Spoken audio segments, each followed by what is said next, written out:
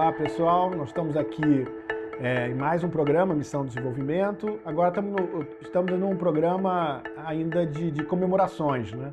Estamos com 3 anos o programa no ar, são mais de 100 episódios e para fazer essa comemoração trouxemos aqui no estúdio três fundamentais colaboradores do programa: Paulo Gala, a Lavínia Barros de Castro e o André Roncaglia. Então, nós vamos debater hoje aqui uma reflexão sobre o programa, né? E ao falar sobre o programa, nós vamos falar sobre desenvolvimento, vamos falar sobre BNDES, essa que é a ideia, esse que é o espírito, vamos aqui refletir sobre essas questões. E também é importante dizer que uma outra coisa que nós estamos comemorando são os 70 anos da Associação dos Funcionários do BNDES. Então, vamos lá, gente, vamos fazer essa conversa. Eu acho que a gente estava pensando aqui, recapitular a origem do programa talvez seja o ponto de partida, né? Tem a ver com o nome, né? Nós queríamos fazer uma discussão, né? Havia uma discussão interna aqui na associação, nós queríamos fazer um programa para combater a desinformação que existia sobre o BNDES. A não ser essa coisa imediata. Como é que a gente vai fazer para... A gente via tanta gente falando besteira e em todo tipo de imprensa. Eu não estou falando aqui do pessoal que... sei lá, que escreve em órgãos que são considerados desqualificados ou que divulgavam teoria da conspiração. Era em jornais sérios, em revistas sérias, e você via todo tipo de desinformação. Como é que a gente faz esse trabalho de combater essas notícias? Assim, a ideia que acabou surgindo foi o seguinte: olha, o que a gente precisa, na verdade, é de um órgão que discuta o desenvolvimento do país. Ou qualquer fórum que discuta seriamente o desenvolvimento do país vai falar do BNDES certamente com uma outra abordagem. Não é que não vai haver crítica, e no programa apareceu algumas vezes crítica da atuação do BNDES. Mas nós vamos sair desse lugar aí de falas confusas ou de falas desinformadas. Então, primeiro a ideia era falar sobre desenvolvimento e o BNDES apareceria, nossa modo de ver, naturalmente. Eu acho que isso aconteceu no programa. Segundo é que ele tinha que ter essa cara, tinha que ser uma cara de um fórum de debate sobre desenvolvimento. Então a gente chamou, na época, para ajudar a gente, para participar do programa, o Paulo Gala, que já vinha ganhando notoriedade, trazendo esses temas de política industrial, desenvolvimento. Estava o André também junto com ele lá na Conexão Xangai. A Lavínia aqui do banco, professora de economia, que também trata todos esses temas. E o Paulo trouxe essa ideia do Missão Desenvolvimento, né, que é a referência... um nome, né, que vem sendo explorada pela professora italo-americana, né? Mazzucato, né? Que ela tem essa noção de... A ideia de pensar a política industrial, política de desenvolvimento, com essas experiências, grandes experiências americanas, né? Da viagem do homem à Lua. Parece até um foguete ali, né? Esse logo é um pouco América do Sul, né? Porque a gente queria discutir a integração da América do Sul, não é? Lembra disso?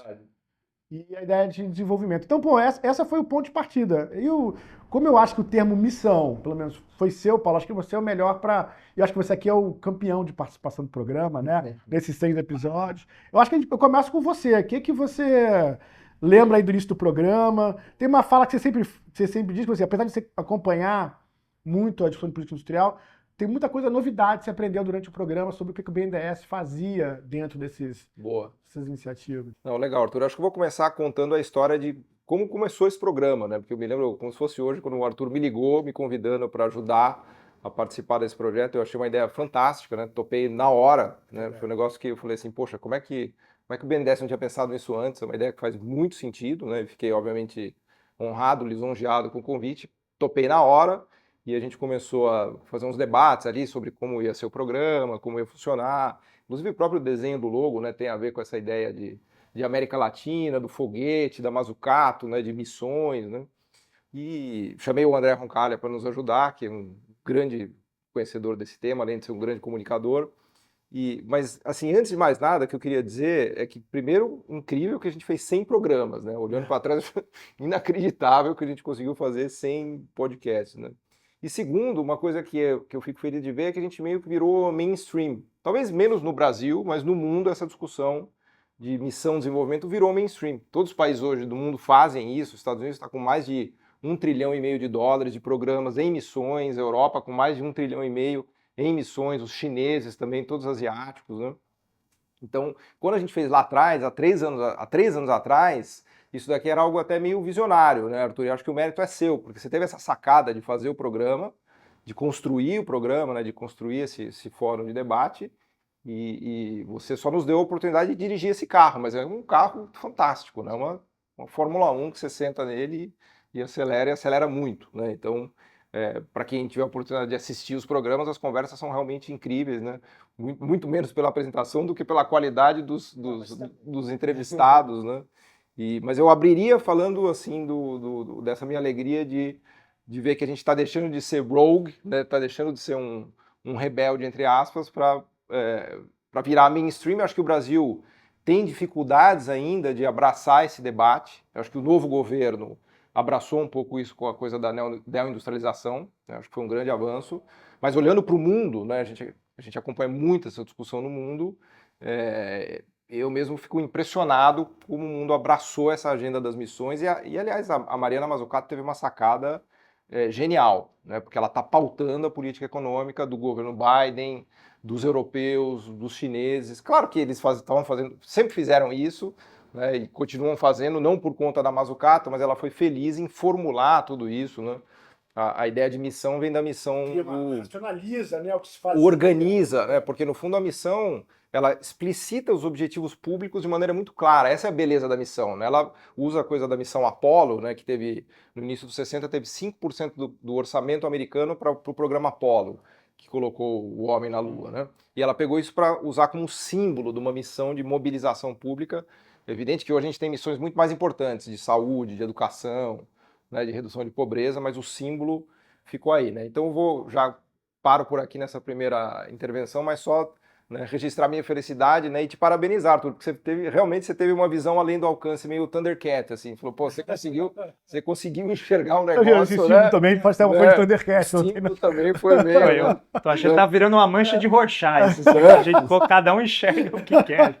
Mas eu ia só fazer uma adição na introdução do Paulo, que eu sou um amante de podcasts, né, acompanho, e eu não me recordo, em tudo que eu já vi, de ter um podcast que seja integralmente dedicado à discussão de desenvolvimento. Você vê em podcasts que discutem metodologia, podcasts que discutem macro, e aí você tem um episódio ou outro que traz um especialista para discutir política industrial, para discutir política de desenvolvimento. Agora, o Missão Desenvolvimento, se dedicar a criar este espaço, que é um espaço que traz especialistas nas mais diversas áreas, a gente está falando aqui pelo menos de 70 temas, né? Porque tem às vezes alguma repetição temática, mas com diferentes abordagens. Então ter esse espaço para poder debater com profundidade, imagina, cada tema se debater por uma hora e pouco, é um espaço que eu acho muito rico, que não apenas enriquece o debate, mas também eu acho que marca um momento dentro da produção, né, para as redes sociais, de comunicação social mais amplo desse tema.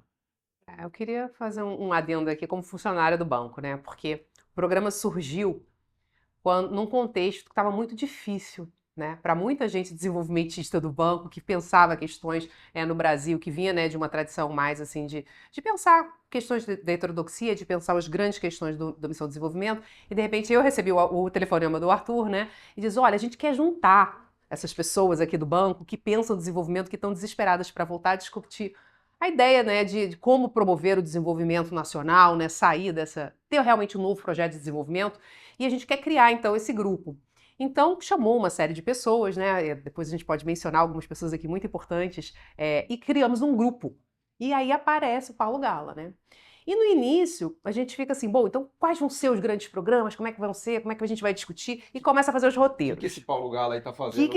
Não conhecia, né? O André pra me ajudar, conhecia ele assim, de textos de complexidade, mas nunca tinha conversado com ele, nem nada. E o André depois chega. E aí foi muito engraçado, porque no início, gente, pessoas, né, CDF, assim, estudiosas, negócio de roteiro, pra mim era coisa tensa. A gente ficava discutindo roteiro, escrevendo, botando todas as perguntas, e não usava nada daquilo. Ele chegava numa hora de improviso, e a conversa fluía, e vinham as questões, e de repente, a gente começou a trazer pessoas muito interessantes. Pessoas algumas delas que eram, assim, pessoas referência, né, em alguns temas, né, tá bom?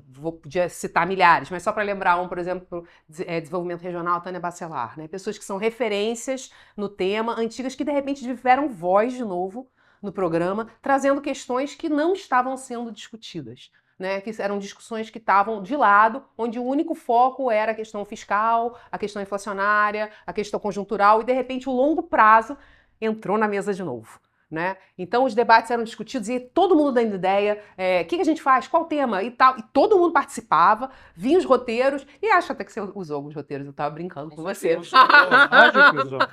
A gente, inclusive, podia colocar o subtítulo como Missão de Desenvolvimento além do fiscal, porque, né, essencialmente, né, os debates no Brasil sobre desenvolvimento acabam sendo constrangidos. Daqui a pouco por o essa termo questão. econômico ia caducar, né? Ia virar, né? Fiscalismo, discussão. Entre os convidados, aí você trouxe um ponto importante, Lavínia, e até falando, você puxou essa coisa da fala dos funcionários.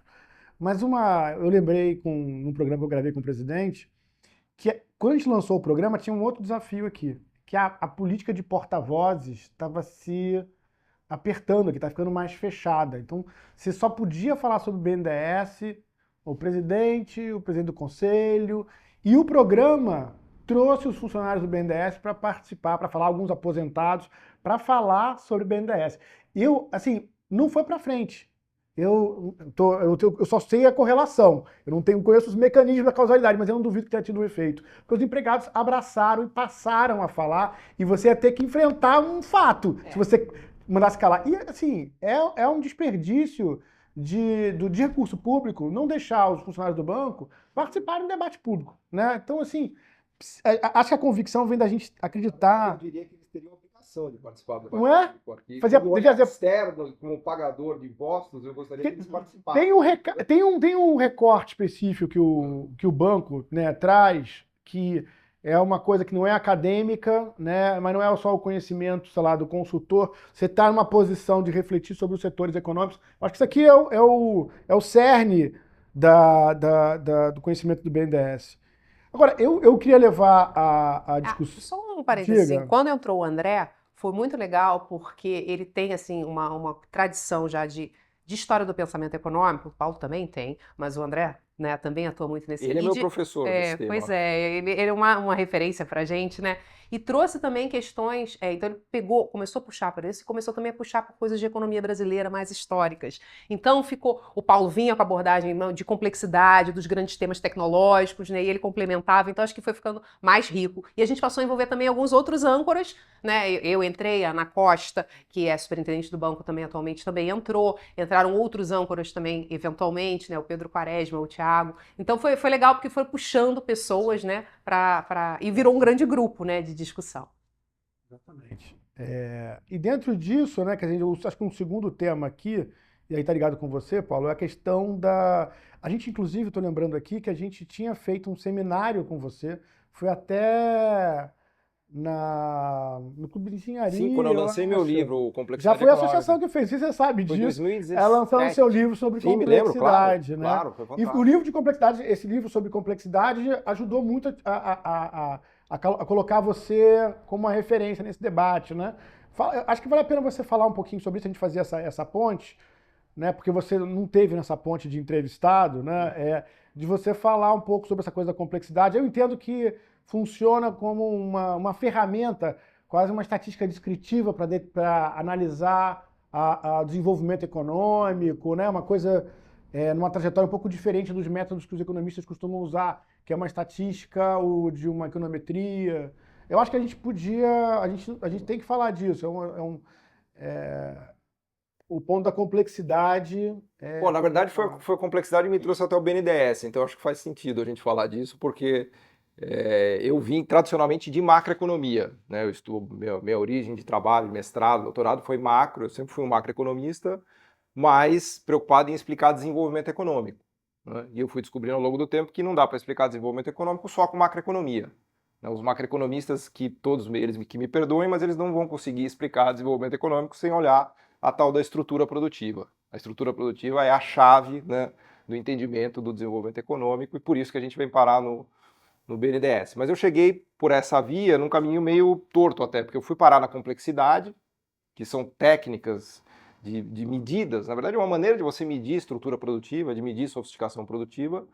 Eu sou um curioso, né, do desenvolvimento econômico e fui meio que puxando esse fio da meada e descobri toda uma literatura que estava lá escondida entre os físicos, né? Isso é uma coisa até meio paradoxal, porque assim, os economistas não tiveram a competência de chegar onde os físicos chegaram.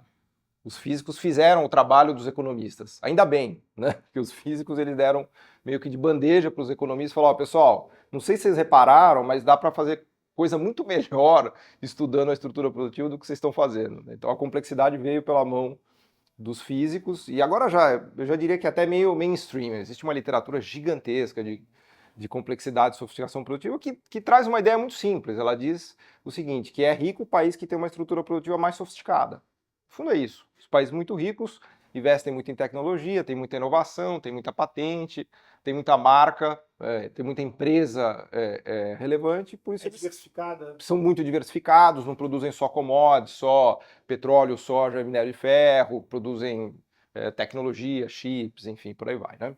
Então essa é uma história que acabou me trazendo para o estudo da política industrial de maneira mais aprofundada, porque não dá para entender sofisticação produtiva sem entender o papel do Estado na sofisticação produtiva, porque no final do dia você descobre que todos os grandes avanços de estrutura produtiva tiveram a participação do Estado, junto com o mercado. São os dois.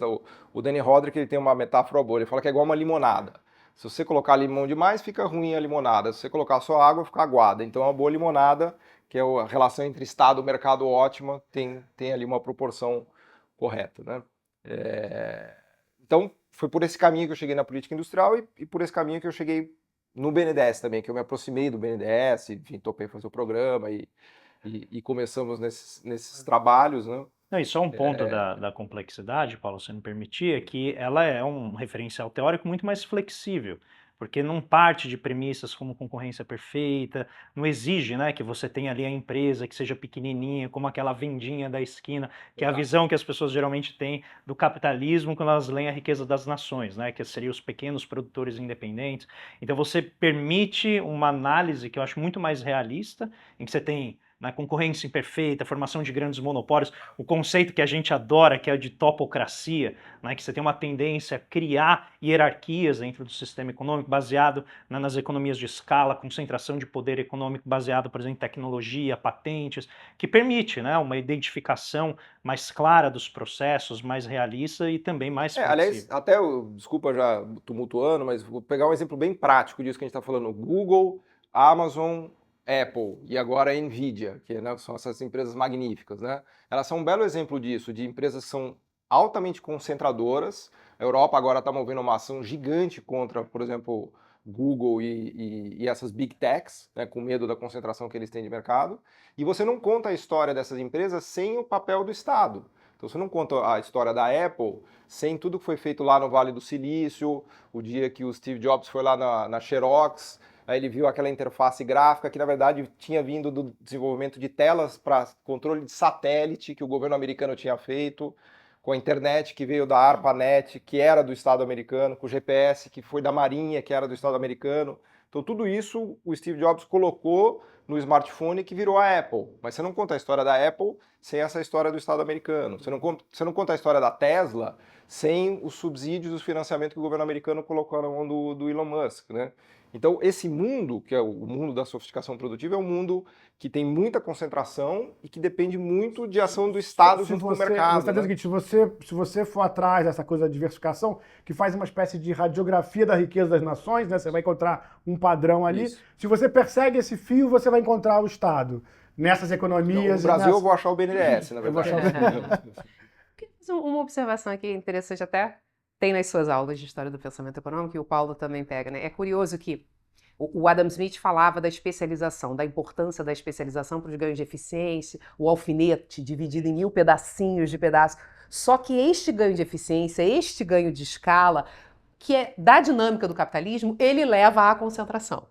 E, portanto, é uma competição imperfeita, que é o contrário do paradigma neoclássico que se surge depois, né?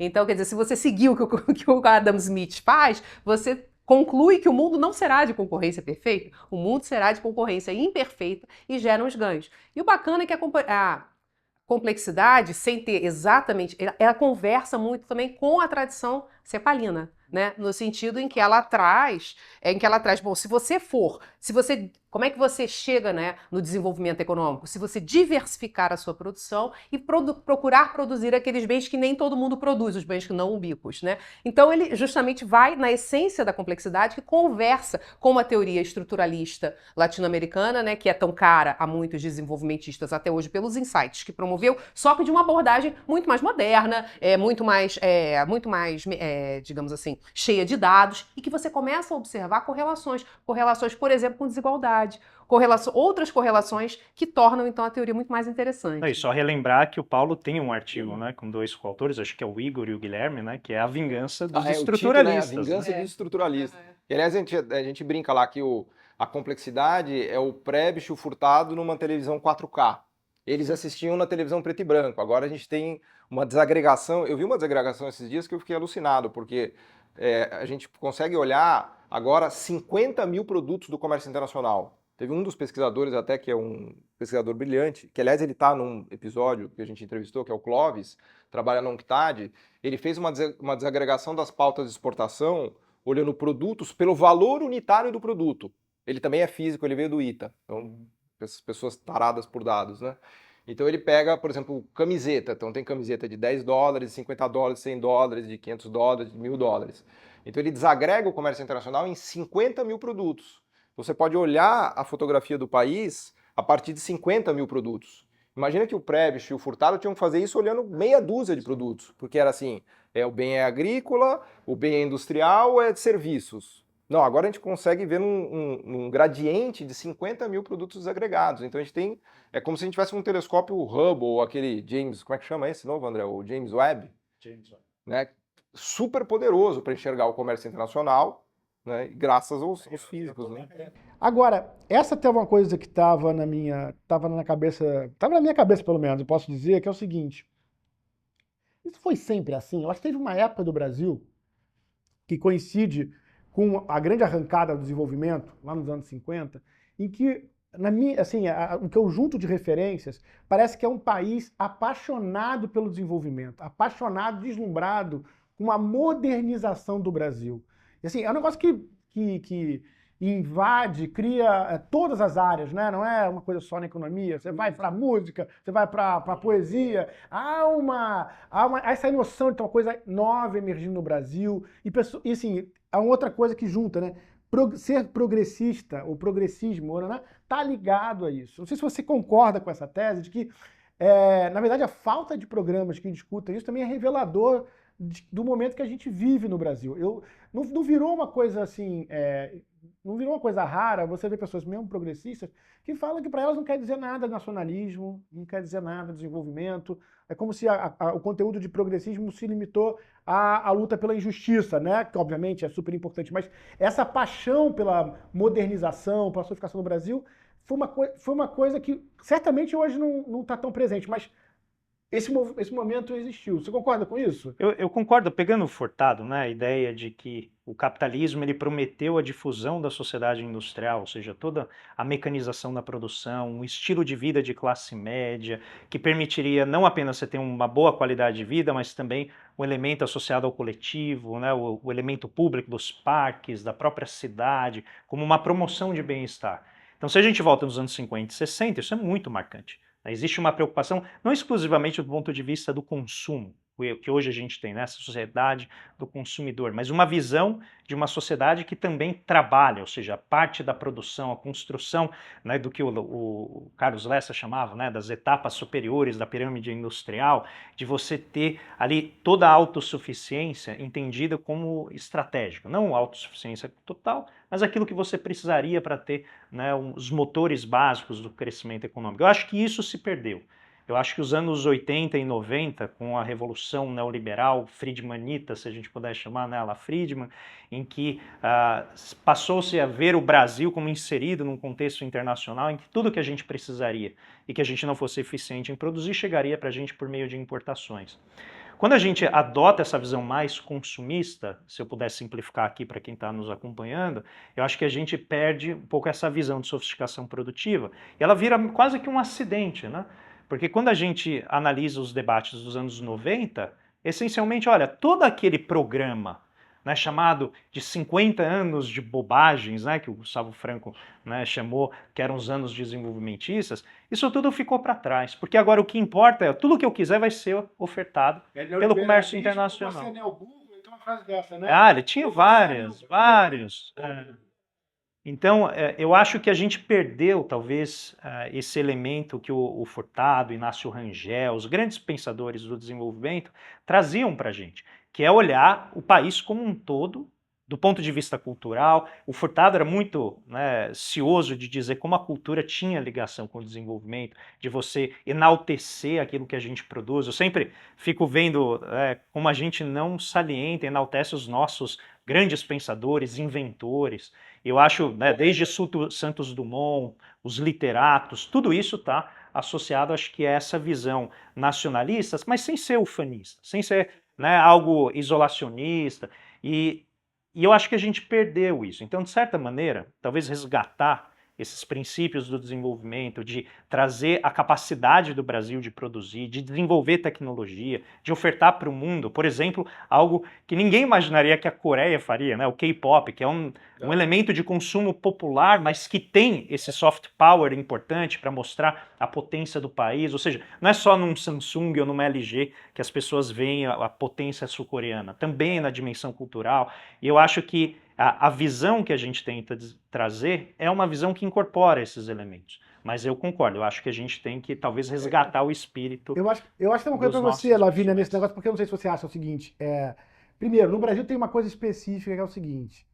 Quando as pessoas falam sobre essas fases nacionalistas de industrialização, né, se passou a associar muito a questão da ditadura militar.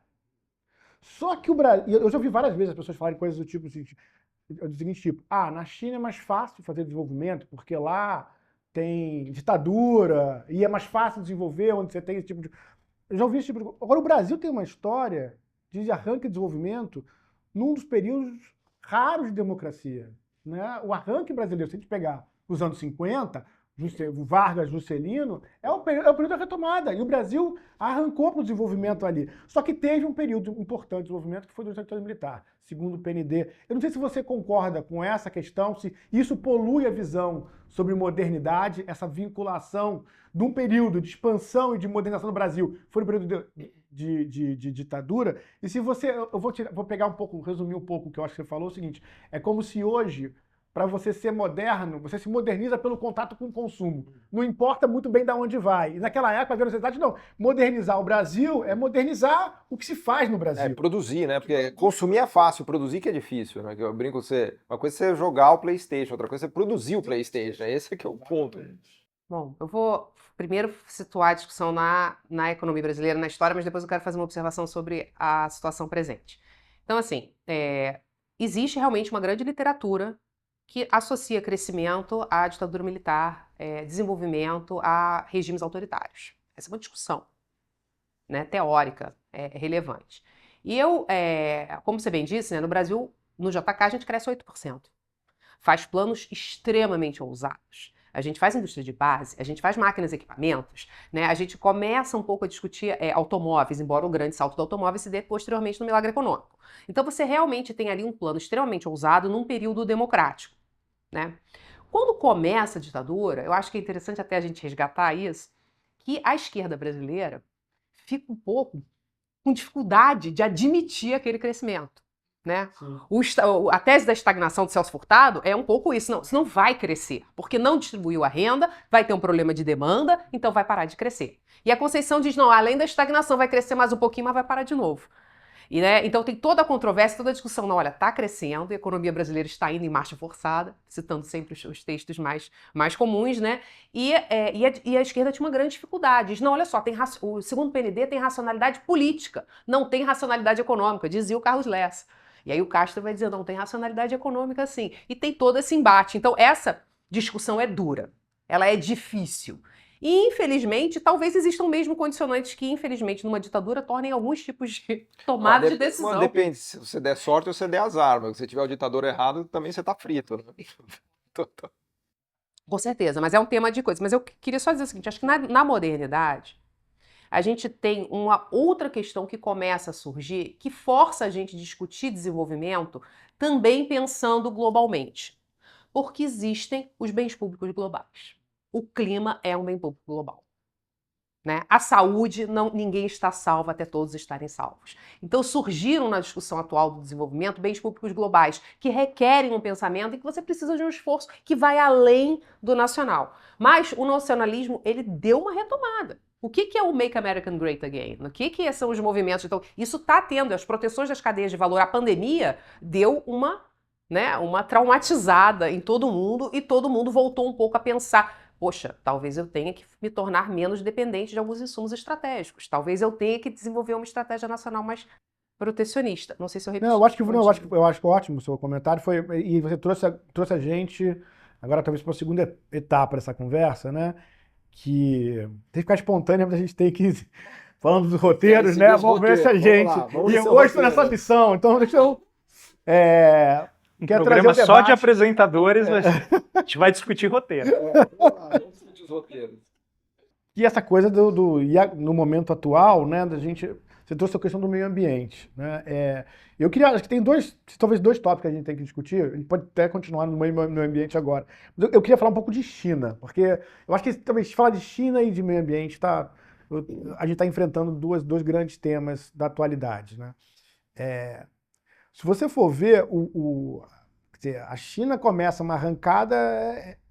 É interessante isso, esse paralelo com o Brasil, né?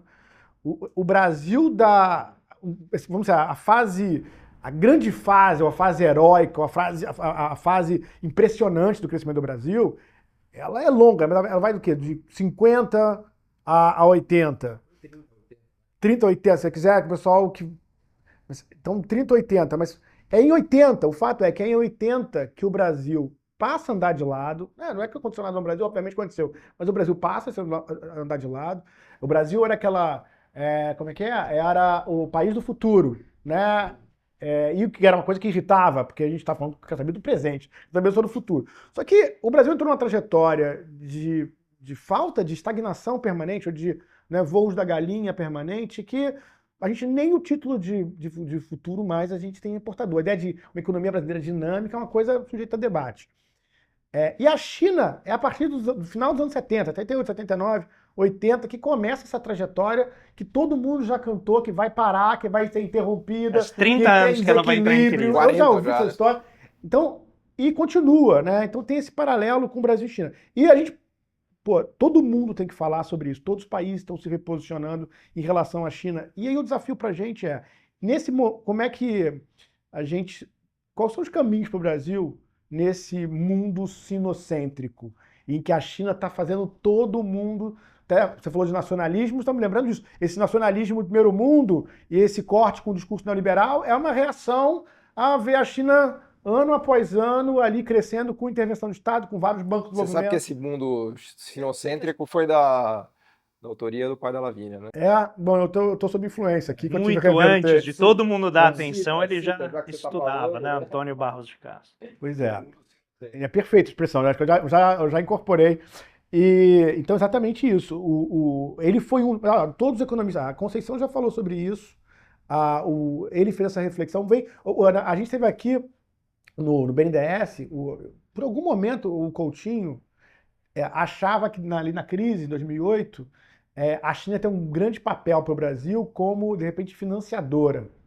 Depois, não quero botar a palavra na boca do ex-presidente, não, mas acho que ele percebeu que é bem complicado esse negócio de financiamento chinês. Porque o chinês vai fazer uma obra, ele traz o chinês operário para fazer.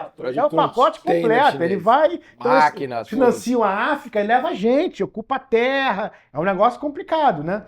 Então, como é que vocês veem isso daí, esse desafio chinês? O Brasil, porque obviamente o que eu estou falando, né? É uma concorrência. Vou tentar falar Fala o que vocês acham mais importante. É a concorrência, é o preço de produto manufaturado caindo, né? Ao mesmo tempo, para a gente, botou as manufaturas lá em cima, as matérias-primas lá em cima, o que dá um fôlego em relação ao balanço de pagamentos, que sempre foi o nosso problema histórico. Então, é uma situação totalmente diferente, né? Enfim, eu queria saber como é que Bom, primeiro convidar as pessoas a assistir os programas de China, porque a gente tem, dos 100 episódios, a gente tem pelo menos uns 5 sobre China, só sobre China, que é uma discussão que dá muito pano para manga. Mas, assim, vou dar 3 pitacos aqui do negócio que a gente precisaria de umas 10 horas para falar, mas eu acho que primeira coisa que a gente tem que agradecer à China é que ela trouxe essa discussão de política industrial de volta. Que foi o sucesso chinês que colocou na mesa dos americanos e dos europeus a coisa de usar a política industrial, de colocar o Estado para fazer sofisticação produtiva de maneira explícita e não de maneira escondida, né? Porque eles viram que a China estava simplesmente superando, né? A China está literalmente ultrapassando os Estados Unidos e a Europa. Em termos de produção industrial, não precisa nem falar, a produção industrial chinesa é de 4 trilhões de dólares, a americana é de 2 trilhões de dólares. Os chineses têm o dobro da produção industrial americana, né? Mesmo vale para os alemães, para os europeus. Exportações de manufatura, de escola, de todo o resto. Exatamente. Então, o sucesso da China foi tão retumbante que não é que ela superou a América Latina e o Brasil, ela está superando o centro. É a periferia assumindo o lugar de centro, né? Então, esse é um negócio realmente bombástico, né? Agora, então, é bom para o Brasil porque ajudou, pelo menos do ponto de vista de ideias, mas é muito ruim porque o Brasil compete com a China. Então, a nossa produção industrial é de 200 bilhões de dólares. A gente compete com uma escala industrial, para lembrar do Adam Smith, de 4 trilhões de dólares. Vai ser muito difícil para o Brasil competir no custo unitário de produção com a China. É praticamente impossível. Eles têm uma escala que a gente não vai conseguir alcançar. Essa escala dos chineses no mundo emergente era a nossa escala nos anos 80. O Brasil era a China do início dos 80. Tanto é que os chineses vieram aqui, isso está muito bem documentado naquele livro fantástico da Isabella Weber, sua amiga Isabella Weber, que você entrevistou várias vezes. Como a China escapou da terapia de choque. Como a China escapou da terapia de choque, que é maravilhoso. Ela conta lá como os burocratas chineses tiveram no Brasil, inclusive, porque eles estavam, no final dos 70, a China estava muito pobre, eles estavam desesperados, porque falaram, pô, fizemos uma revolução aqui, deu tudo errado, a gente está muito pobre, vamos olhar casos de sucesso. E qual era o caso de sucesso? O Brasil, veio todo mundo aqui estudar BNDES, Itaipu, para ver o que a gente tinha feito para eles aprenderem. Então, na verdade, num certo sentido, eles aplicaram o modelo brasileiro na China, num certo sentido, né, o que está contado lá no livro. A gente parou de aplicar o modelo brasileiro no Brasil, os chineses aplicaram o modelo brasileiro na China e deu certo, né? Então, com anabolizantes, né? Bom, pegaram o nosso modelo vezes 10 e anabolizaram. Agora, isto posto, o Brasil tem um dilema, porque hoje ele é uma economia meio que um nanico perto da China. A gente não vai conseguir encarar a China de igual para igual, então a gente tem que olhar os nichos. Na minha visão, o que resta para o Brasil é explorar nichos em que a gente tem vantagens. Isso conecta com a questão ambiental. O Brasil tem uma vantagem ambiental inequívoca, né, de ganhos ambientais. Nichos tecnológicos que a gente já domina, Embraer, coisas desse tipo. Mas, infelizmente, a gente perdeu carros híbridos com etanol, muito bem lembrado, só que a gente perdeu 40 anos nessa briga. Então, a gente tem que ser realista agora e olhar os nichos que a gente pode encarar essa luta, mas é a luta do peso-pena contra o Mike Tyson. Importante ter claro isso, né? Você tem uma... Não, eu vou só colocar alguns elementos que eu aprendi com a China e que eu acho que são muito relevantes para pensar desenvolvimento. O primeiro é que a China, como aquela hábil, né, que domina alguma qualidade, ela faz parecer fácil fazer política industrial. Então, pela escala dos investimentos, pelo regime político, ela consegue fazer política industrial que os países sonhariam. A gente está falando de um país que poucas décadas atrás estava exportando quinquilharia, né? Era um produto de baixíssimo valor agregado que você, principalmente nos Estados Unidos, comprava como um elemento de redução de custo de consumo, sapato, roupa, né? A bandeira americana, né? Você compra a bandeira americana, né? Exato. E ela conseguiu escalar esse morro da tecnologia, essa escada tecnológica, como o Paulo gosta de dizer, de uma maneira quase que sorrateira, porque ela fez isso respeitando as regras, né, que o próprio regime de comércio internacional tinha colocado. Eu sei que tem muito questionamento, que ela fazia, né, dumping, dava subsídios e tal, mas de certa maneira ela ganhou no jogo que foi imposto pelo Ocidente no pós-guerra. E ela faz isso de uma maneira que eu acho que é chocante. Tá? Então, crescer mais de 30 anos a taxas, né, acima de 7% ao ano, só tem, se eu não me engano, são 3 países só que conseguiram isso. Foi a China, Coreia do Sul e Taiwan. São esses 3 únicos países. E a China faz isso de uma maneira, né, que, novamente, parece fácil. Aquela coisa que você olha e fala, eu quero fazer, na hora que você vai fazer, você vê que não é tão fácil. Só adicionar os 2 outros pontos. O segundo tem a ver com como os chineses enxergam as finanças. E eu acho que isso é fundamental, né, para a discussão de bancos públicos de desenvolvimento e bancos de desenvolvimento como um todo. Os chineses colocaram a coleira nas finanças, que era algo que desde o Keynes colocava. Se a gente volta lá na discussão, né, do Hamilton, Alexander Hamilton, o próprio Friedrich List, né, na Prússia, existia esse problema. Como que eu faço para as finanças trabalharem para o desenvolvimento?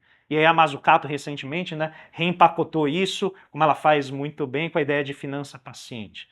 Então os chineses fazem isso quase como um modus operandi básico, né, de operação. Então eles colocam a coleira no sistema financeiro e obrigam o sistema financeiro a trabalhar em prol do desenvolvimento. E o terceiro ponto, que eu acho que é fundamental na operação chinesa, é que eles conseguem mostrar que, vamos dizer assim, a intensidade do capitalismo, entendido ali como economia de mercado, eu acho que é inadequada a maneira como as pessoas tratam, né, a reforma que vem com Deng Xiaoping, é que não é o capitalismo que faz a China florescer, é que a China opera dentro daquele regime uma ferramenta institucional formidável que a humanidade criou, que é o sistema de mercado. Então, dizer que foi o sistema de mercado que fez a China se desenvolver é o equivalente a você esquecer toda a estrutura que está por trás. É como você dizer que agora sim o piloto, né, o Hamilton, piloto de Fórmula 1, ganha sozinho a corrida. Ele não ganha porque ele tinha, agora ele não está mais ganhando tanto, mas ele tinha o melhor carro, ou seja, tinha toda aquela estrutura por trás. Então a dose de economia de mercado operada dentro dessa visão de longo prazo que eu acho que fica como uma lição importante da China. E não essa ideia de que se você liberar os mercados, né, desencolerar todas essas forças fantásticas da economia capitalista, que o desenvolvimento virá. Não é isso, né, que é a experiência. Não é o laissez-faire, é o contrário. Não é essa mitologia, né, da minimização do Estado, essa mitologia do empresário como sendo aquele grande construtor do desenvolvimento. Ele pode ser, desde que dentro de uma disciplina sistêmica. Eu acho que é isso que a experiência chinesa mostra. Até os Estados Unidos está repensando o seu modelo de desenvolvimento a partir da China. Se você pegar o Bidenomics, é um pouco isso. Não, o Trumponomics é um como pouco contextualização geopolítica, é o que a gente chama de ancoragem, que força as elites norte-americanas a olhar para o desenvolvimento e aceitar quase 2 trilhões de dólares, aceitar entre aspas, né? 2 trilhões de dólares de política industrial, é o que permite você ter o caminho para formular política industrial, é tudo de certa maneira inspirado. Eu acho que fica mais fácil, Lavínia, entender essa ideia de domar a força de mercado se você olha esse mercado como uma concorrência para uma visão dinâmica, como você apontou, né? Se você olha o mercado só como um alocador de recursos, a mão invisível, isso é uma visão, né? Mas está presente também, você lembrou? No Adam Smith. São os dois Adam Smiths. Tem Adam Smith contra Adam Smith. Não é aquele Spy versus Spy da revista Mad? Porque tem um Smith do livre mercado, mas tem o Smith da fábrica de alfinetes. O da fábrica de alfinetes leva a concentração. Leva Marx, leva Schumpeter, que são os teóricos da dinâmica da concorrência. Exato. Você vai levar essa coisa da mão invisível do laissez-faire. Mas isso é compatível, não com o laissez-faire, mas é compatível com a visão de que tem uma dinâmica na concorrência capitalista que é fundamental para ela operar a favor da coletividade, exatamente a intervenção estatal. Quer dizer, é o contrário da ideia de que, não, deixa o cara fazer o que ele quer. Não, mas vamos pegar esse ponto e só aprofundar, porque... A gente tá falando muito e não deixa a Lavínia falar. Eu queria que ela mas só concluir esse ponto, por quê? Inclusive, em quais setores o mercado foi permitido operar, foi uma decisão do governo chinês. Ou seja, não se trata de libertar os mercados de maneira irrestrita, mas sim identificar em quais setores eles poderiam operar melhor. O que volta ao nosso ponto original sobre a questão da complexidade e da abordagem estruturalista, de que aquilo que você produz importa, aquilo que você exporta importa. Ou seja, não é se eu produzir soja ou se eu produzir muito bom máquina de microprocessadores, dá na mesma. Não.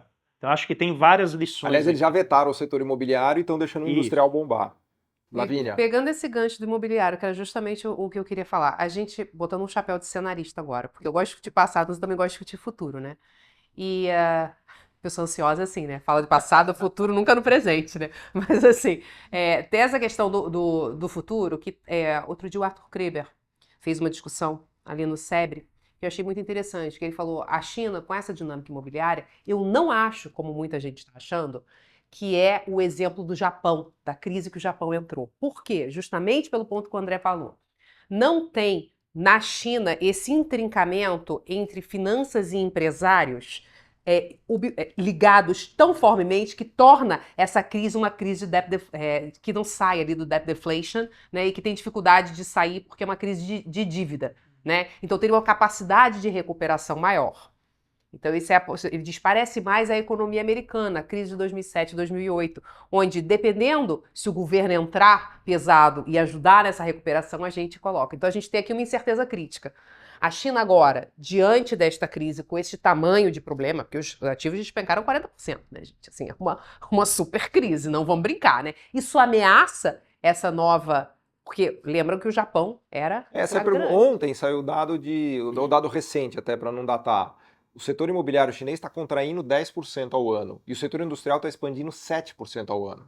Então a China está fazendo essa mágica de, mesmo com uma crise imobiliária, ela consegue expandir o setor imobiliário e o setor de consumo interno. Agora, de fato, é uma pergunta em aberto.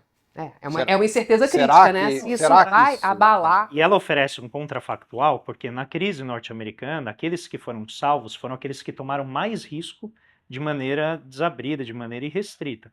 E ali no modelo chinês, eles estão protegendo aqueles que, na verdade, adquiriram os imóveis, as pessoas que estão em busca de habitação. E as construtoras também.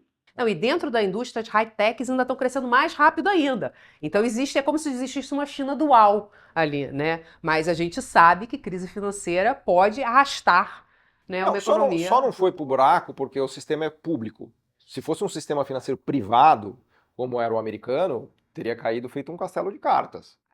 Aliás, para usar a expressão da Mazzucato, só para passar para te devolver aí, a Mazzucato tem frases ótimas, né? Acho que ela também faz tanto sucesso assim, porque ela realmente tem a capacidade de frase. Então, uma coisa que ela diz é: o Estado não deve ser o emprestador de última instância, mas sim o investidor de primeira instância. Essa é uma das frases dela, né? Não deve atacar as falhas de mercado, não deve consertar o mercado, deve moldar e criar mercados. Né? São frases maravilhosas. Essa subversão, né, do Estado empresário, né? O Estado que tem... Quer ver um mercado fantástico que o BNDES criou? O mercado de energia eólica. O mercado de energia eólica do Nordeste foi literalmente criado pelo BNDES. Porque o BNDES tomou o risco que ninguém queria tomar lá atrás. Hoje a Faria Lima, eu trabalho lá na Faria Lima, estou vendo, está infestado de gente investindo em eólica no Nordeste. É uma febre. É um oba-oba, todo mundo põe dinheiro, dá dinheiro, tá tudo funcionando. Agora, lá atrás, ninguém teve coragem de fazer isso. Quem teve foi o BNDES, porque o BNDES teve a visão de que seria uma energia sustentável. Porque era um momento futuro, que o custo estava mais elevado, você não tinha garantia de demanda. Sobre isso. Tem um monte de trabalho de link para colocar nesse programa aí.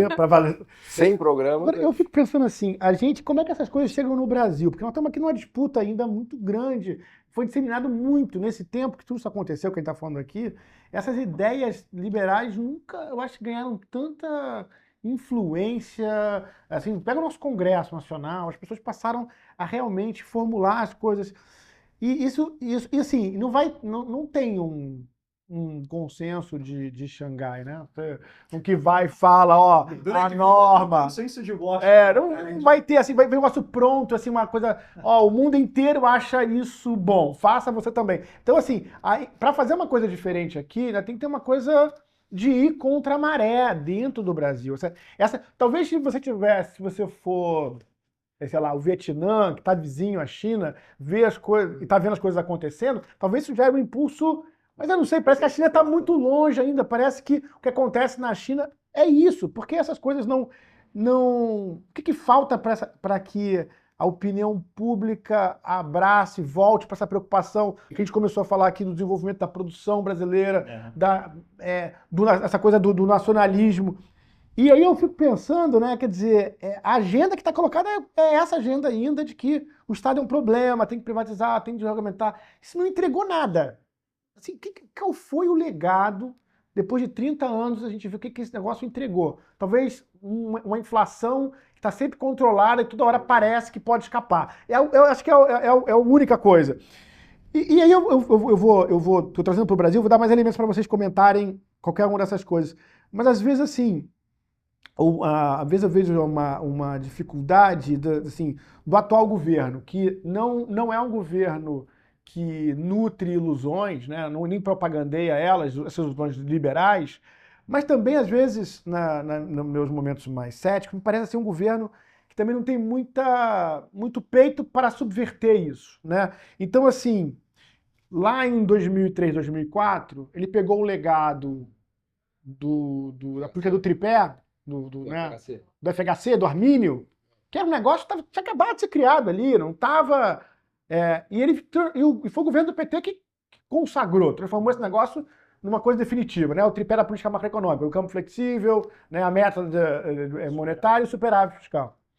Agora, o governo Bolsonaro, o governo Temer, né, cria um negócio que o próprio governo, o próprio ministro da Fazenda diz que é uma jabuticaba, o teto de gastos.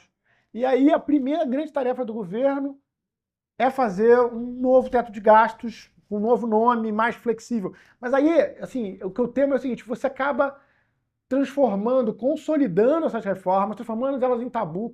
Como é que vocês veem esse apetite na atual administração para colocar o Brasil numa nova trajetória? Assim, faz sentido trabalhar gradualmente, não fazer uma coisa disruptiva, mas eu queria ter mais convicção de que nós estamos sendo movidos realmente por uma estratégia que se aproxime do que a gente está vendo que está dando certo no mundo, né? Essa política de desenvolvimento, como a gente fez no passado, faz na China. Como é que cada um de vocês vê essa questão? Sai que é sua, Tafarel. Tá, é uma pergunta complexa, porque ela envolve várias camadas, vou tentar sintetizar aqui como eu enxergo, tá? Primeiro, eu acho que existe uma relação clara entre dependência econômica e tecnológica e dependência intelectual. Se você voltar na formação econômica do Brasil, o Furtado vai falar lá de como na época, no final dos anos, meados dos anos do século XIX, existia a mesma ilusão que as forças de mercado, a ortodoxia monetária resolveria tudo. Bastava você respeitar, né, o padrão ouro e o desenvolvimento viria por conta, né, do ingresso de capitais. Aquela velha história que foi só mudando o contexto institucional. Então, organize suas contas, deixa a economia organizadinha, que o dinheiro vem de fora, traz tecnologia, traz bens que você pode utilizar para enriquecer a sua produção. Isso nunca aconteceu, nunca foi, né, o resultado, nunca deu o resultado esperado. Produziu divergência entre os países do norte e do sul, produziu dependência tecnológica e a gente está vendo agora, né, conforme vão passando os ciclos tecnológicos, simplesmente se renova essa dependência.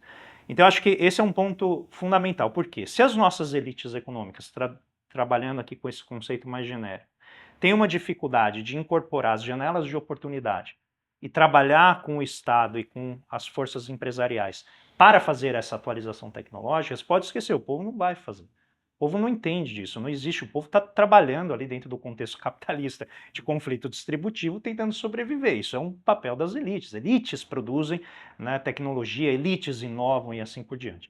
Então, pegando aqui a nossa discussão mais recente, para mim é muito nítido que aquilo que se discute lá fora tem baixíssima penetração aqui dentro quando os interesses da elite são questionados. Interesses de subordinação na inserção externa, ou seja, interesses que mudam transformar a estrutura produtiva para depender menos do agro, para depender menos do setor extrativo mineral, para depender menos das finanças. Questionou essa estrutura? Você pode ter o melhor argumento, a gente traz dados, a gente mostra regressões, a gente faz todo o ritual, a liturgia que a ortodoxia, o mainstream exige para você provar que algo deve ser respeitado do ponto de vista analítico. Ah, não, mas questionou esses interesses? Me prova mais. Não estou convencido de que isso que você está falando vai dar certo. Então eu acho que tem um elemento aqui que é um certo atavismo das nossas elites e que, de certa maneira, se relaciona com como a profissão do economista se formou aqui no Brasil. Por que eu digo isso? Porque essa conexão com o pensamento externo, né, de como a profissão de economista se forma no plano internacional, acaba limitando como a gente vê o desenvolvimento. E não é só aqui no Brasil. Vamos relembrar que na Coreia do Sul teve baixíssima participação de economistas nos planos de desenvolvimento. Na China, idem. Em Taiwan, idem. Muito engenheiro e advogado. Muito engenheiro, principalmente os engenheiros. Mas é verdade, porque a economia, principalmente a partir do início do século XX, ela se torna um empreendimento de altíssimo grau de abstração. Você está falando, né, de mercados concorrenciais, tentando se equilibrar no equilíbrio geral de N mercados, né, e aquela parafernália que tem a sua utilidade, evidentemente, do equilíbrio geral, mas coloca muita restrição. E aí, para terminar, a partir dos anos 80, a ideia que orienta as nossas elites passa a ser estabilização. Então eu gosto de brincar que a partir dos anos 90, o Brasil começou a ser visto pelas suas elites como aquela pessoa já de 80 anos de idade que o papel dela é deixar ali a frequência cardíaca controladinha, sentada no sofá o dia inteiro. Metade da população não faz 3 refeições por dia, mas nossa principal preocupação Isso, você tem que manter a economia estável, quando, na verdade, eu acho que a gente precisaria trabalhar a economia brasileira na sua estrutura muscular, poder correr, poder levantar, correr atrás, né, construir uma capacidade de atividade que está, obviamente, ligada aos nossos potenciais recursos, né? Tem recurso natural, tem recurso tecnológico, tem recurso institucional, só que, infelizmente, a diretriz geral acaba sendo essa. Não, vamos só manter a inflação controlada e o resto vamos torcer para o que o mercado internacional faça. Só que a gente está vendo o que acontece. É água, setor extrativo mineral e finanças. São esses 3 elementos que seguram a Bolsa de Valores no Brasil. Como é que você vai ter capital de risco se o dominante são aqueles setores que reproduzem sempre essas vantagens comparativas estáticas? Cara, eu acho que é bastante completa a sua resposta. Agora, tá bom, você falou das elites. No campo que normalmente contesta as elites brasileiras. Talvez é essa derrota que eu acho que é mais incrível. Quer dizer, o campo progressista fala de soberania, porque essas coisas perderam peso. Você concorda comigo? Primeiro que perderam peso. A gente fica, você falou, a coisa ambiental, ela é internacional. Porque eu acho que a coisa ambiental penetra fácil no Brasil, né? Penetra fácil no público progressista, porque tem uma coisa sancionada internacionalmente. Você vê as elites ou os progressistas lá de fora. Um progressista americano não vai falar de soberania no Brasil. Se a gente for esperar uma autorização, uma confirmação de alguém de fora, nós não vamos obter. Tem que ser uma coisa que vem de dentro. Assim, me preocupa que, mesmo dentro do progressismo, dentro das pessoas que querem que veem justiça no Brasil, essas bandeiras perderam força. Eu não tenho a resposta totalmente por isso. Eu não quero fazer um programa pessimista, não. Então, eu já vou te chamar de pessimista. Eu acho que você está muito pessimista, porque assim, olhando para o Brasil de hoje, eu acho que a gente avançou bastante. Olhando para o próprio BNDES, para as pautas de questões ambientais, questões de inovação, o programa de neoindustrialização do governo, acho que tem avanços importantes aí. Né? Eu certamente estou muito mais otimista hoje do que eu estava 2, 3 anos atrás. Eu acho que o Brasil tem uma grande oportunidade. O Brasil cresceu 3% o ano passado, 3% no ano anterior. Eu ainda estou achando estranho isso, fazia muito tempo que a gente não crescia 6% acumulado em 2 anos.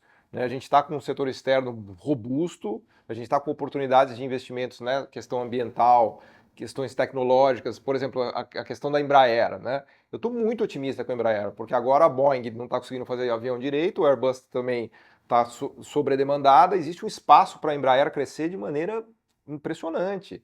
Essa agenda ambiental também, o etanol... Mas quer ser vendida. É incrível. Por 1/3 do faturamento que ia ter, ela foi salva pela queda tragédia, aliás, né, 2 aviões caíram da Boeing, ela só não foi vendida para a Boeing porque 2 aviões da Boeing caíram, foi por isso que ela não foi vendida. Né? E a Boeing está lá tentando se recuperar, problemas até agora, mas enfim, eu queria discordar do seu pessimismo. Ótimo, que eu bom. acho que a gente está numa onda eu quero boa provocar, agora. Eu quero ouvir, eu tô louco para acreditar nisso, acho. Eu acho que o ponto aqui, que é importante a gente relembrar, é que as eras, elas têm a sua prioridade social. Então, o valor social nos anos 80 e 90 estava na estabilização monetária, estabilizar a taxa de inflação. Como o Simonsen dizia, né? Às vezes você estabiliza a taxa, mas não a inflação, né? São dois processos diferentes. Mas, de qualquer maneira, acho que o valor social prioritário era esse. E a sociedade aceitou os custos da estabilização, que a gente viu, que se manifestaram na forma, né, de desindustrialização, de perda de sofisticação produtiva, aumento do desemprego, aumento do subemprego, né, o que eles chamam de terciarização da economia, o inchaço do setor de serviços de baixa qualificação, que o próprio Roberto Campos, nos anos 60, já reconhecia que era um traço de economias subdesenvolvidas. Então, a sociedade aceitou esse custo. O que me parece o difícil é você resgatar a capacidade de desenvolvimento e crescimento, mas sem com isso, né, pegando aqui a psicologia, destravar gatilhos que geram esse temor inflacionário. O pânico, que isso vai voltar, e é algo que a gente vê continuamente no Brasil. Porque quando a gente fala, por exemplo, de política industrial, e eu brinquei aqui para ir além do fiscal, automaticamente vai ter dinheiro para isso?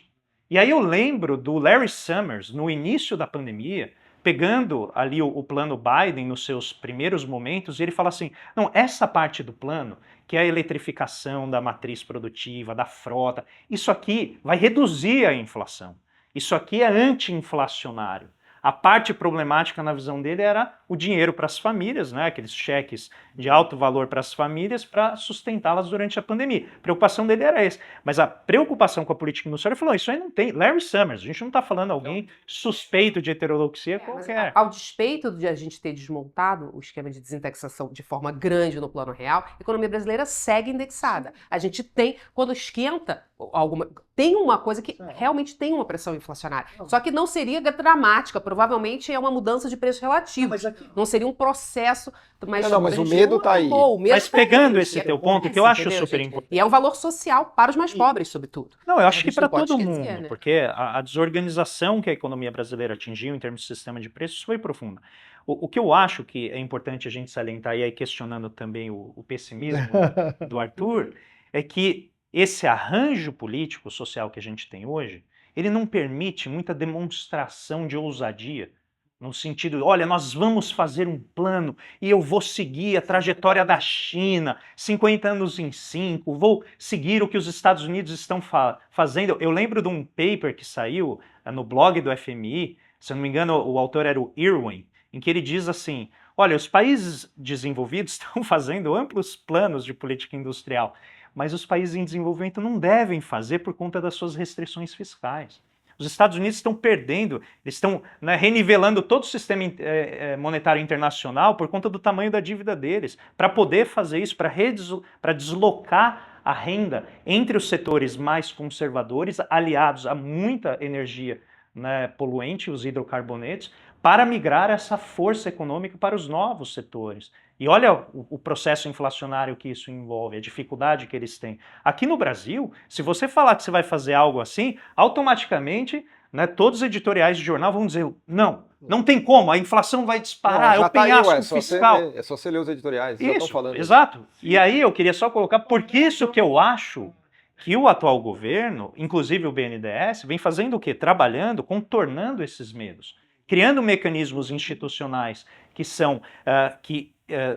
estão além desse fiscal, gerando com isso esse burburinho que a gente vê na imprensa, mas criando mecanismos que eu acho que são mecanismos de Estado, eles não vão ser meramente você falou das dificuldades, né? Então, você está falando muito de dificuldade, você está falando, também torço para que seja uma estratégia assim de contornar, porque a oposição é violenta e você falou alguns temas. Mas eu vou te lembrar uma coisa aqui, né? Minha memória das campanhas eleitorais é que vários presidentes tentaram se comparar com o Juscelino Kubitschek. Eu me lembro do Fernando Henrique, com certeza. For de 50 anos, não cabe mais. Só que eu acho que abandonaram essa retórica para evitar a desmoralização. Porque não aconteceu, entendeu? Não dá para comparar. Mas falta essa convenção do crescimento, que pode ser que pode ser o crescimento sustentável, que pode ser, gente. A gente está com a bola quicando. O Brasil é a maior potência verde. Como não aproveitar e não criar esta convenção do crescimento verde? O país cresce de forma sustentável, entendeu? Só que tem que fomentar, tem que criar esta, entre aspas, ideologia, esta convenção. Foi o etanol, Petrobras, mas tudo bem, eu não vou... vamos torcer e aí eu queria perguntar assim, falando sobre isso então, a gente já falou teve várias apostas no Brasil, vários motivos para entusiasmo, né? Eu acho que o etanol foi uma dessas coisas, depois a gente teve o pré-sal. A gente é da época que era pró-álcool, né? Pois é, lá atrás, onde a gente falou aqui já que o desenvolvimento acontecia, mas depois veio várias... Agora vai, né? Com esses achados. Todas as coisas aconteceram. Mas a gente ainda não conheceu essa arrancada que nós apostamos, que o Brasil, em algum momento, tem que chegar a esse desenvolvimento sustentável, que eu digo sustentável ambientalmente, espero que seja ambientalmente, mas é o crescimento contínuo, né? Não é esses voos da galinha que a gente tem experimentado. Aí eu queria falar sobre isso, se fala muito sobre hidrogênio. A gente já fez programa sobre hidrogênio também aqui. Esse é um tema hoje... A gente não entende nem de economias, que a gente fala de hidrogênio. o Wallace é um empolgado, né? O Wallace, que é o secretário público, acha que hidrogênio é um grande caminho. O Brasil tem Quais são os outros motivos para entusiasmo de vocês, né? Já que essa coisa de ficar otimista, a bola tá com vocês. E como é que vocês veem isso na política industrial do governo? O que empolga vocês Vamos inverter agora a discussão, vamos explorar o otimismo. Nas notícias que saem do governo, na orientação da política industrial, quais são os setores, quais são essas novidades que são trazidas que empolgam vocês, fazem vocês acreditarem que tem um caminho aí para o Brasil dar uma decolada? Assim? Eu sou suspeito, Arthur, porque assim, o nosso programa, o nosso podcast chama Missão Desenvolvimento. O governo fez a política industrial baseada em missões para o desenvolvimento. Sim. Se você olhar os 5 setores, são os 5 setores que mais aparecem nos 100 podcasts que a gente fez. Saúde, defesa, aeronáutica, ambiental, quer dizer, eu sou totalmente suspeito para responder essa pergunta, porque assim, acho que o próprio podcast já é uma resposta a isso daí, né? Mas pegando alguns exemplos mais práticos aqui, por exemplo, o combustível de aviação, tal do SAF, que é o Sustainable Aviation Fuel. O Brasil pode ser o grande produtor de combustíveis para avião do planeta Terra. Aliás, não vai só ter terra no Brasil, porque se a gente for usar toda a cana-de-açúcar que precisa para abastecer todos os aviões, mas isso já dá uma dimensão do negócio. Outro exemplo, fertilizantes limpos. O Brasil tem capacidade de fazer, hoje, em Cubatão, o fertilizante mais limpo do planeta, usando biometano. Fala, olha que coisa incrível. Em Cubatão, a gente tem capacidade de fazer, olha como o mundo mudou, né? Plástico verde, usando o eteno, lá no Polo de Triunfo, o Brasil consegue fazer um plástico que é totalmente verde. Então tem tecnologias que caíram no nosso colo que podem tornar o Brasil essa potência verde do planeta. E o governo, e os programas do governo estão mirando nessas coisas. Inclusive o próprio BNDES, a maneira que eu enxergo o BNDES de fora é uma reorientação do BNDES. O BNDES sempre teve esse DNA, né? Eu aprendi com a Lavínia isso. O BNDES durante muito tempo foi o banco que mais financiou meio ambiente no planeta. Estou falando de 5, 10, 15 anos atrás. Então isso sempre teve no DNA do BNDES. Mas hoje basta você olhar a composição da diretoria do BNDES. Hoje é um objetivo explícito do BNDES, inclusive na figura dos seus diretores. Então, eu acho que isso se vai dar certo, uma outra discussão, mas eu acho que está contemplado, tudo isso está contemplado. Recentemente, a gente teve aqui vários seminários e um deles foi sobre inteligência artificial. E um dos palestrantes, o Alessandro, eu sempre gosto de repetir isso porque eu fiquei tão chocada. Ele falou assim, olha, inteligência artificial gasta muita energia. É muito intensivo em energia. É muito computador e gasta muita água para resfriar, né, os coisas. Então, de repente, o Brasil podia se tornar um polo para fazer para comandar a inteligência artificial do mundo, os provedores aqui, porque estão perto de energia limpa e da água. E ter isso como um polo, isso puxaria a produtividade do Brasil muito. Né? Então, assim, tem muita agenda. Por isso que eu estou falando que uma nova convenção não é uma ideia fantástica, né? Eu ia olhar o celular aqui para ver exatamente o coisa, para dizer assim, mas ele trouxe essa questão e eu achei tão interessante, né? Acho que realmente existem muitas ideias. O carro híbrido, eu li nos seus posts, né? E a questão do carro híbrido com etanol é fantástica. Você reduz um motor de 400 quilos para 40 quilos. A eficiência que você ganha ao longo de toda a cadeia. 100 bilhões de reais de investimento anunciado por montadora. Até agora eu tô achando esquisito isso. Em 20 anos eu não vi 100, as montadoras, não sei se elas vão investir de verdade, mas elas anunciaram que elas vão investir 100 bilhões de reais. 30 bi só por conta desse carro híbrido de etanol que você está falando. Quer dizer, isso são coisas concretas, né? E de tecnologia, não é? Entendeu? E tem outras oportunidades, porque acho que uma das grandes discussões é também o seguinte, fazer novos investimentos verdes é fácil. O mais difícil é você financiar o esverdeamento de setores marrons, entendeu? Então, por exemplo, a mineração, como é que você esverdeia essa mineração e pega os minerais estratégicos que vão justamente trazer essa sustentabilidade? Uma grande discussão. Eu vou fazer uma provocação para você, André, que é nessa linha de buscar essas alternativas. Assim. Qual é um temor? Né? Por exemplo, nessa discussão verde, tem um pré-sal. Eu estava comemorando o pré-sal até outro dia, mas aí o petróleo virou um negócio que nessa agenda toda dá arrepios em muita gente. E aí a gente tem toda uma agenda que, se não fosse a questão ambiental, estaria na ordem do dia, que seria, por exemplo, gasodutos, explorar. Você não explorou nada. Se você já viu o mapa de gasodutos do Brasil... O gás ele é mais limpo, ele é considerado uma energia mais limpa, mas hoje tem gente que torce o nariz para isso. Então, se você for ver o Brasil, os Estados Unidos é todo atravessado de gasodutos. Aqui a gente tem uma malha zero. A gente não... Aí, assim, qual é o temor? É que você entra na onda verde de tal forma que você vira um xiita e aí você não desenvolve a potencialidade do pré-sal. E aí você escreveu recentemente sobre Petrobras, nessa questão que é um dos ativos fundamentais, uma dessas possibilidades do Brasil fundamental, que é a questão do petróleo da Petrobras. Você andou refletindo sobre isso. Como é que você vê essa questão aí? Tá bem encaminhado isso? Você vê isso como a gente como uma área em que o governo está estrategicamente bem posicionado? Bom, eu acho que hoje no Brasil não tem nada bem encaminhado, né? Isso é a construção da nossa paralisia é um projeto deliberado aqui, né? Porque o conflito social, o conflito político é muito forte e barra, né? Sim. A gente pega os anos dos governos Lula e Dilma, a gente teve essa tentativa de construção, ela é sempre difícil, ela é sempre sujeita a excessos, erros de avaliação, porque você está indo com base no que você sabe na época. O que eu acho que a gente tem de diferente agora é um novo marco dos objetivos planetários. Acho que isso não existiu nos 40 anos de neoliberalismo. Então a emergência climática reenquadra a maneira como a gente entende investimento. E isso tem sido muito difícil para a Faria Lima, porque ela está 40 anos acostumada a ditar para o Brasil como que a gente interpreta investimento. E está vindo a emergência climática, a política industrial mundo afora, a concorrência entre China e Estados Unidos, e fala assim, está na hora de rever os seus modelos de precificação de ativos. Está mudando isso.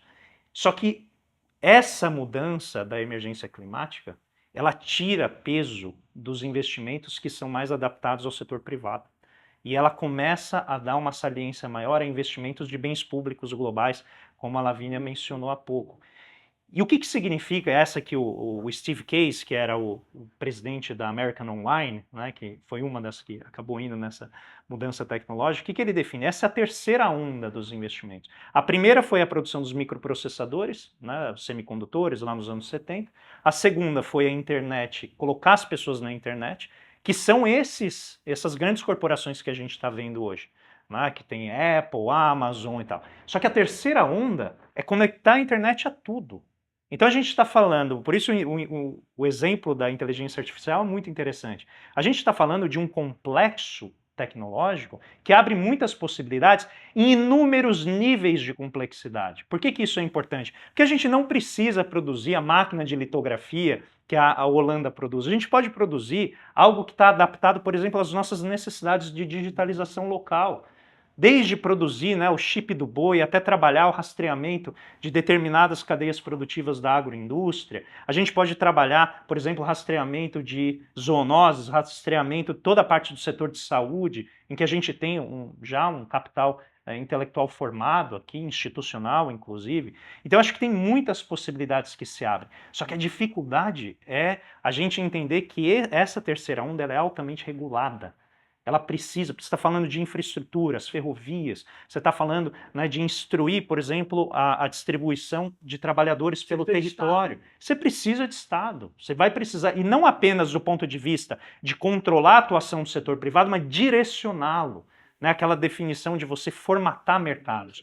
Como que ocorre a formação desse ecossistema produtivo, em que eu vou ter que produzir uma hortaliça, que eu preciso acompanhar o processo inteiro dela, e atender objetivos sociais com isso. E eu acho que isso oferece um marco diferente para a gente atuar. De certa forma, eu acho assim, se você pegar... Eu gosto o Gabriel Palma, o economista chileno que dá aula na Inglaterra, ele costuma falar assim, que o neoliberalismo na América Latina virou uma coisa assim, como é que eu me livro...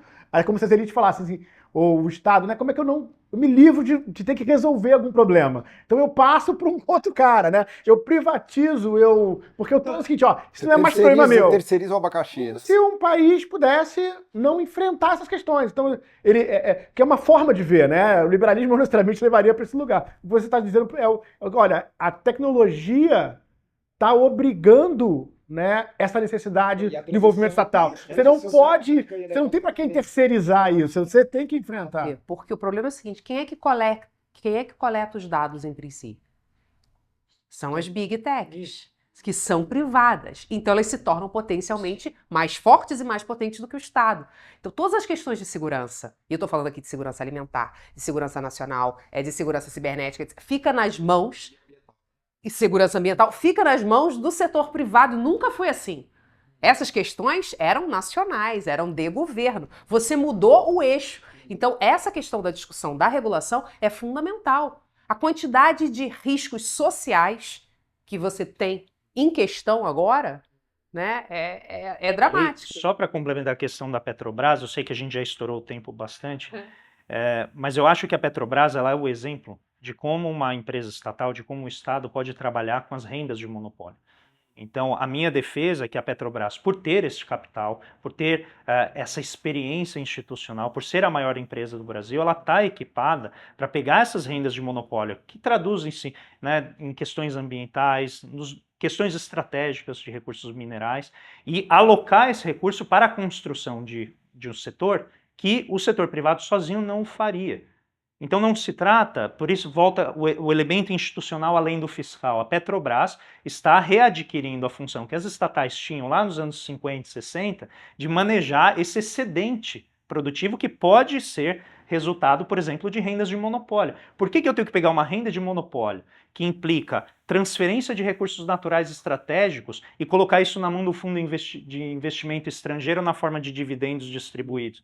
Por que distribuir 300 e tantos bilhões de reais em pouquíssimos anos, quando eu poderia pegar esses recursos e redirecionar isso para a construção dessas novas etapas produtivas no setor de energia, como fez, aliás, a Noruega, como fizeram vários países focados nisso. Então a gente tem que, nesse sentido, acho que redesenhar todo o mapa institucional e de como a gente Esse excedente quase que conclama aí a visão da Mazzucato, né, que você precisa de um Estado que tenha a iniciativa, a missão, que é do programa da gente. Bom, acho que a gente conseguiu dar uma fechada nesse final, uma amarrada. E, bom, eu queria agradecer demais aqui o papo que eu aprendi aqui conversando com vocês, nessa mesa redonda aqui. E bom, pessoal que está assistindo, a gente volta, o programa não para, a gente quer comemorar muitos aniversários do programa pela frente.